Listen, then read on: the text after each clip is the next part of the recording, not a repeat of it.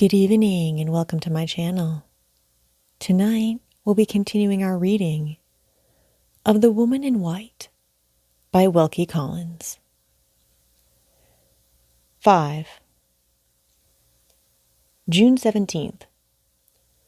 When the dinner hour brought us together again, Count Fosco was in his usual excellent spirits.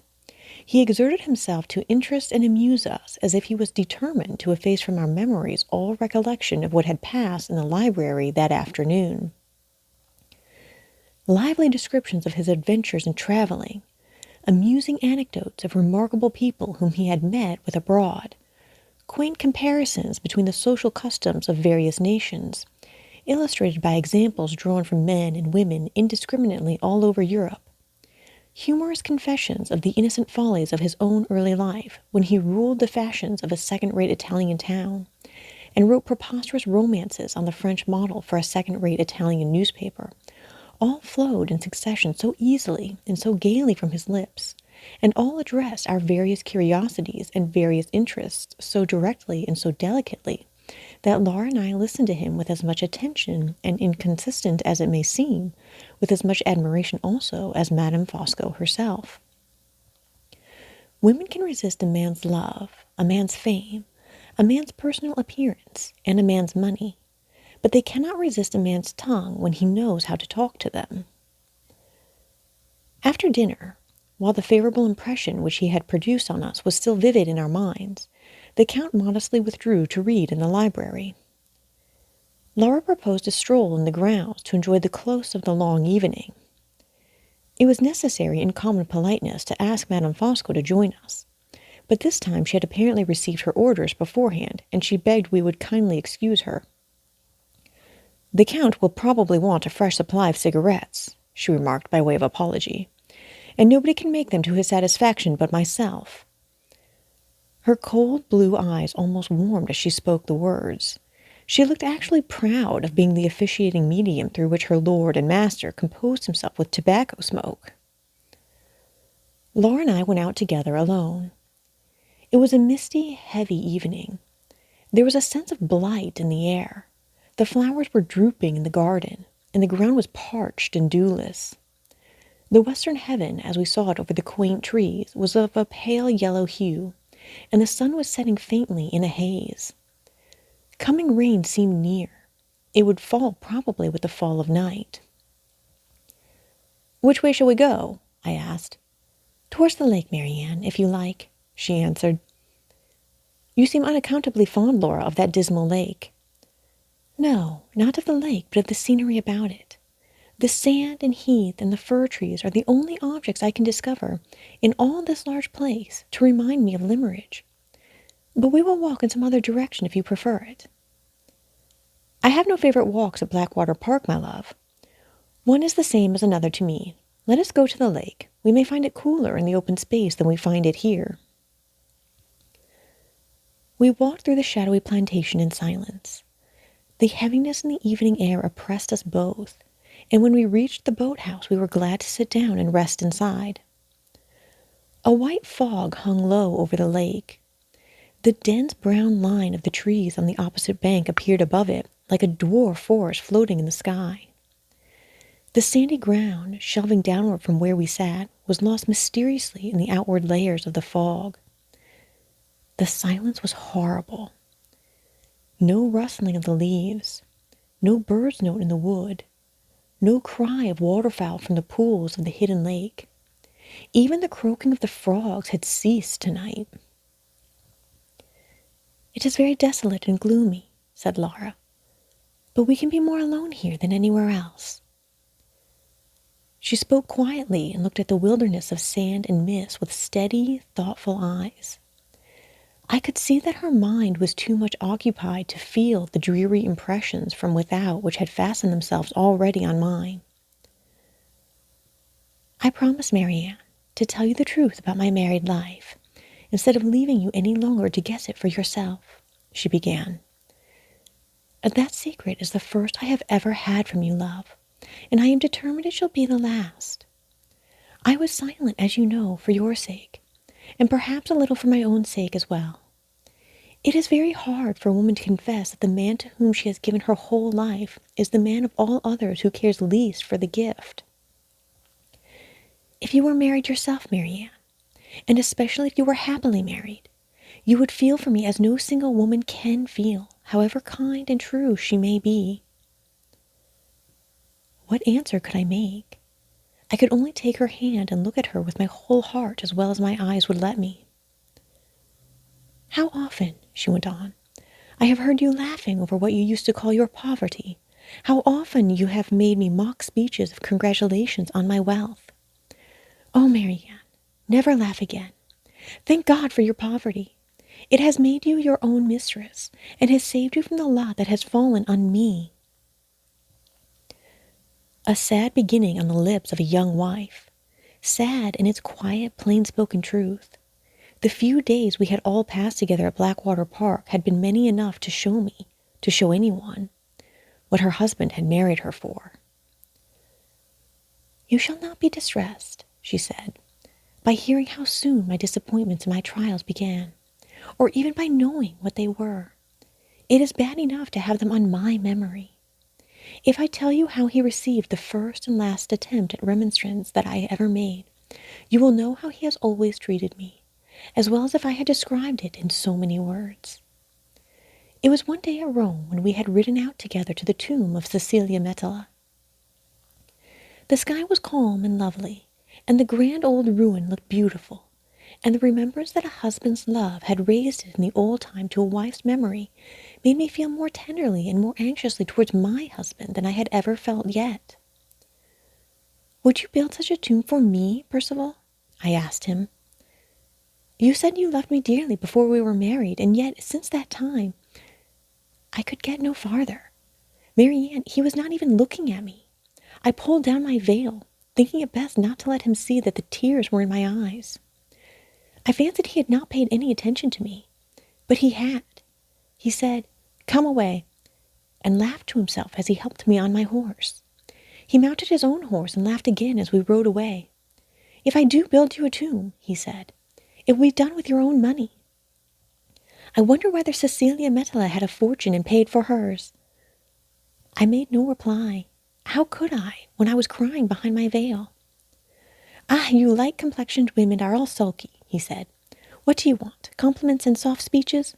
Well, I'm in a good humor this morning, considering the compliments paid and the speeches said." Men little know when they say hard things to us how well we remember them, and how much harm they do us.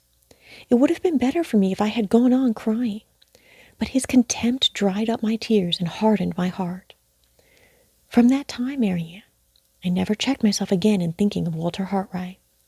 I let the memory of those happy days when we were so fond of each other in secret come back and comfort me. What else had I to look to for consolation? If we had been together, you would have helped me to better things. I know it was wrong, darling, but tell me if I was wrong without any excuse. I was obliged to turn my face from her. "Don't ask me," I said. "Have I suffered as you have suffered? What right have I to decide?" "I used to think of him," she pursued, dropping her voice and moving closer to me.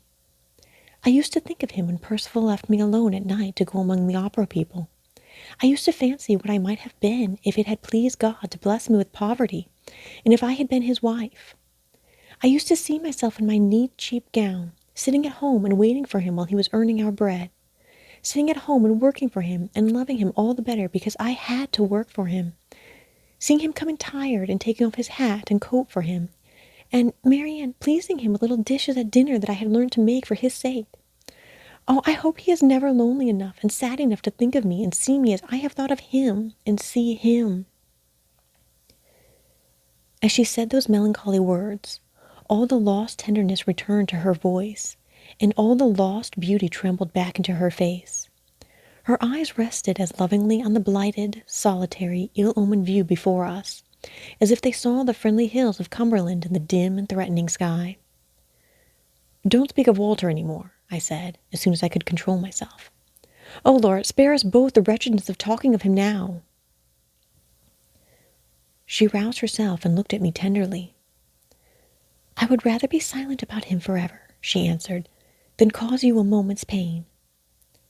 It is in your interests, I pleaded. It is for your sake that I speak.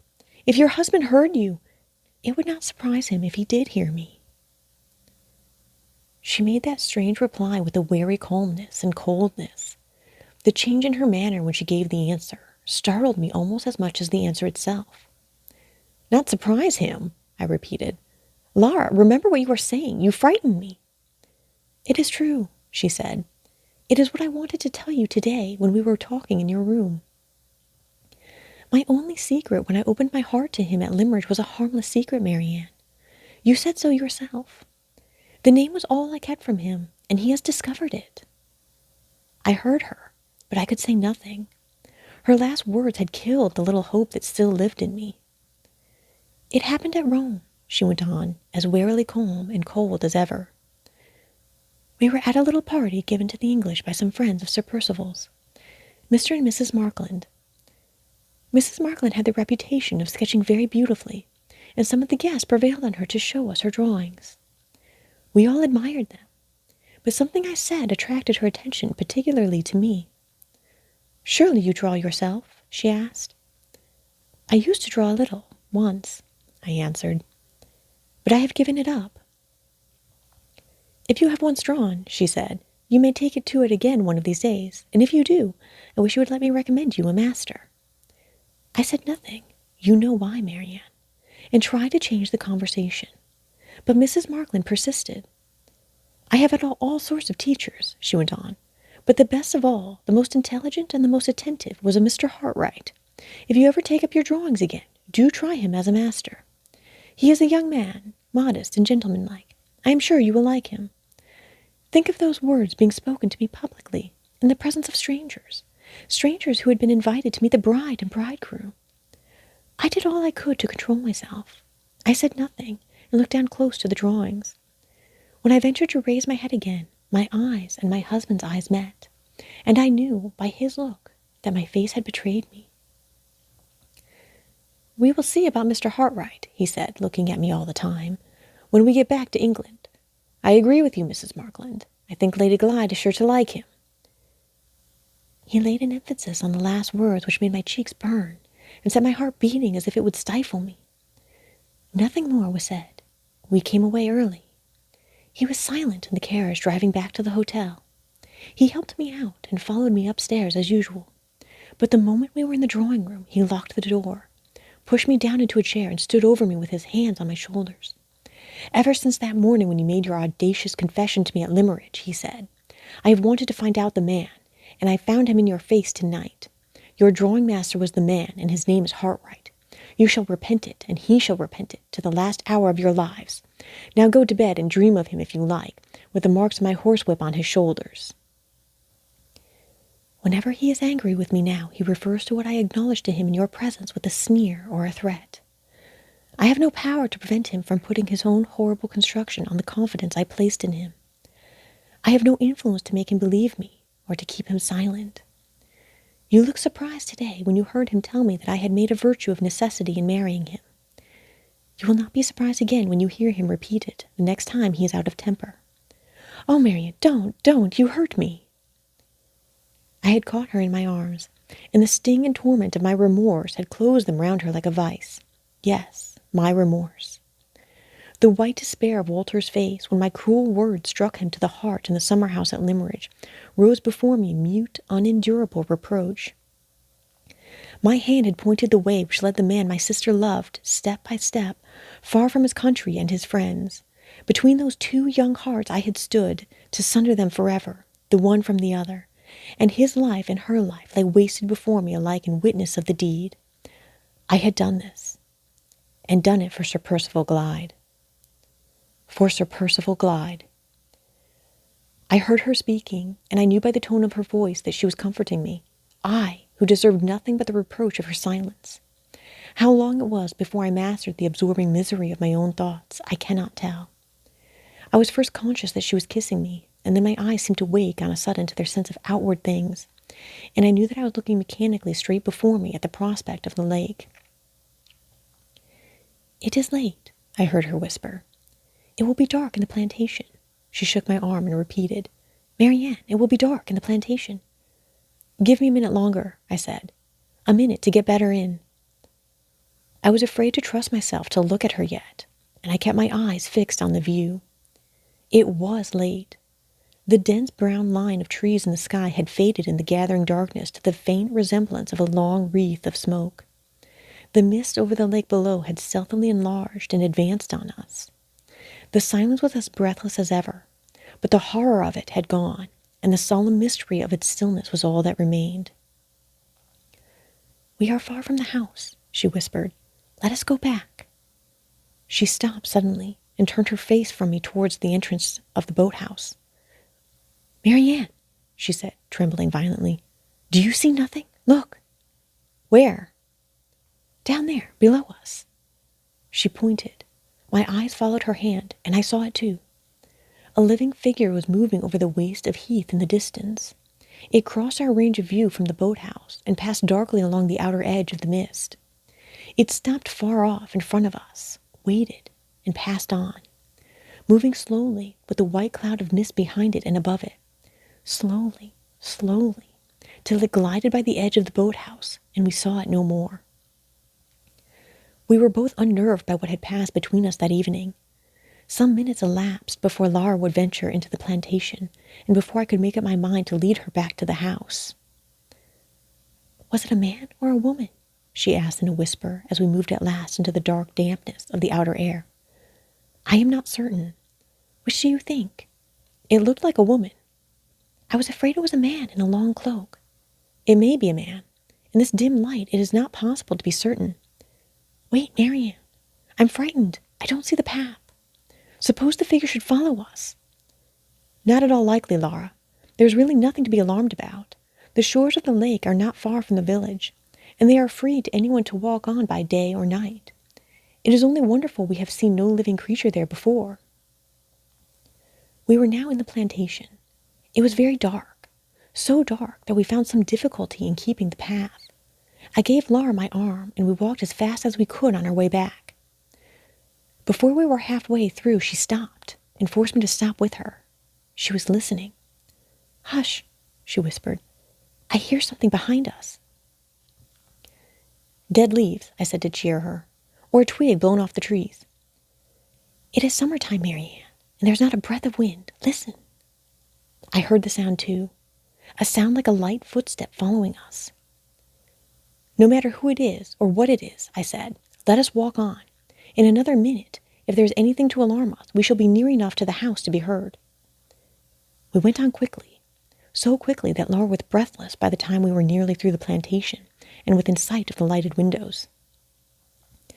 I waited a moment to give her breathing time. Just as we were about to proceed, she stopped me again and signed to me with her hand to listen once more. We both heard distinctly a long, heavy sigh behind us in the black depths of the trees. "Who's there?" I called out. There was no answer. "Who's there?" I repeated. An instant of silence followed, and then we heard the light fall of the footsteps again, fainter and fainter, sinking away into the darkness, sinking, sinking, sinking, till they were lost in the silence. We hurried out from the trees to the open lawn beyond, crossed it rapidly, and without another word passing between us, reached the house. In the light of the hall lamp, Lara looked at me with white cheeks and startled eyes. "I am half dead with fear," she said. "Who could it have been?" "We will try to guess tomorrow," I replied. "In the meantime, say nothing to anyone of what we have heard and seen." "Why not?" "Because silence is safe, and we have need of safety in this house."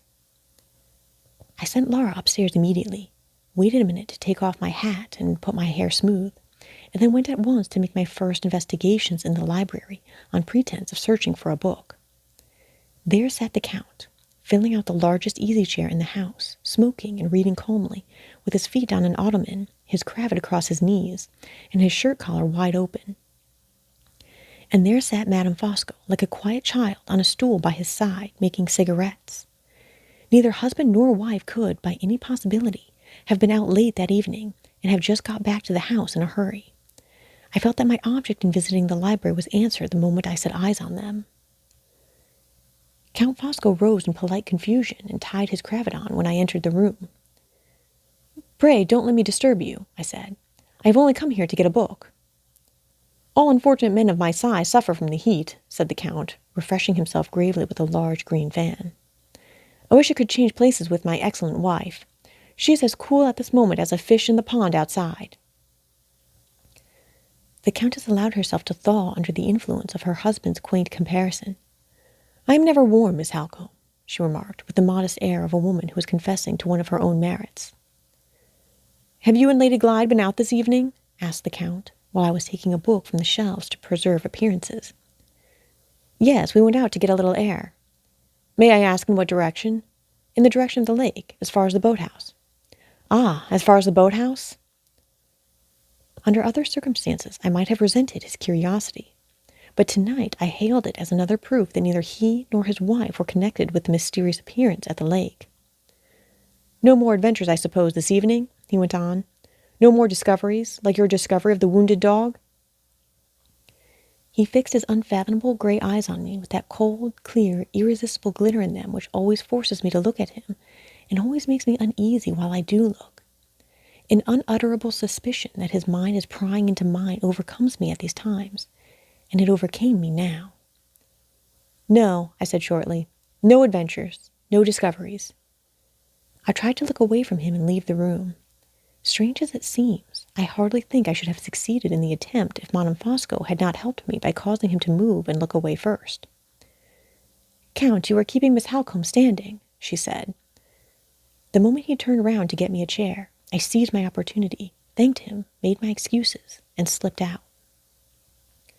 An hour later, when Laura's maid happened to be in her mistress's room, I took occasion to refer to the closeness of the night, with a view to ascertaining next how the servants had been passing their time. Have you been suffering much from the heat downstairs? I asked. No, miss, said the girl. We have not felt it to speak of. You have been out in the woods then, I suppose? Some of us thought of going, miss, but cook said she should take her chair into the cool courtyard outside the kitchen door, and on second thoughts, all the rest of us took our chairs out there, too. The housekeeper was now the only person who remained to be accounted for. Is Mrs. Michelson gone to bed yet? I inquired. I should think not, miss, said the girl, smiling. Mrs. Michelson is more likely to be getting up just now than going to bed. Why, what do you mean? Has Mrs. Michelson been taking to her bed in the daytime? No, miss, not exactly, but the next thing to it. She has been asleep all the evening on the sofa in her own room. Putting together what I observed for myself in the library and what I have just heard from Laura's maid, one conclusion seems inevitable. The figure we saw at the lake was not the figure of Madame Fosco, of her husband, or of any of the servants. The footsteps we heard behind us were not the footsteps of anyone belonging to the house. Who could it have been? It seems useless to inquire. I cannot even decide whether the figure was a man's or a woman's. I can only say that I think it was a woman's. Thus ends Chapter 5 of the second epoch of Marian's narrative of The Woman in White by Wilkie Collins.